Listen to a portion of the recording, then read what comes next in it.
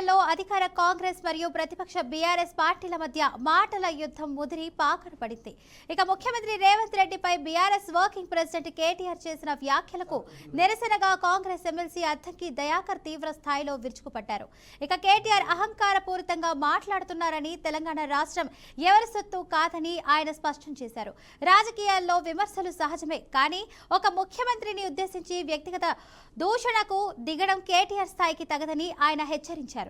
ఏమిరా కేటీఆర్, నువ్వెవడురా తెలంగాణకు? కేసీఆర్ అనేటోనికి పుట్టకపోతే నీ బతికేందిరా? ఎక్కడ నీ బతికెక్కడ? అయ్య సంపాదించిన దాంతో తూగుతూ బలుపెక్కి లంగా మాటలు లఫూట్ మాటలు మాట్లాడుకుంటా వెధవా తలకాయమనున్నాదిరా నీకు? హౌలే, చిల్లరగాళ్ళ కంటే, ఆవారగాళ్ళ కంటే, బజారుగాళ్ళ కంటే దిగజారి మాట్లాడుతున్న దరిద్రుడా నువ్వు. ఈ తెలంగాణకు పట్టిన దరిద్రం నీ వల్లనే మీ అయ్య మొత్తం ఎక్కడికి పోయిపోయిండో చూడు. కేసీఆర్ ఇట్లాంటివన్నీ కానీ తెలంగాణ మీదకి వదిలేస్తుంది ఈ దరిద్రుని. ఇట్లాంటి పనికిరాని సన్నాసిగాన్ని కానీ నువ్వు నష్టపోతివి, తెలంగాణను దోచుకుంటట్టు చేస్తే మళ్ళా ఏమిటికని వదులుతున్నావు వీడిని తెలంగాణ ప్రజల మీదకి.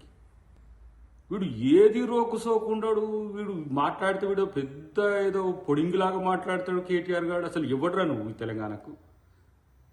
తెలంగాణ ఉద్యమం మొదలైన రోజు ఏడున్నావు? తెలంగాణ ఉద్యమంలో కేసీఆర్ని వెనక గుంజాలని లాగిన దరిద్రుడు నువ్వు.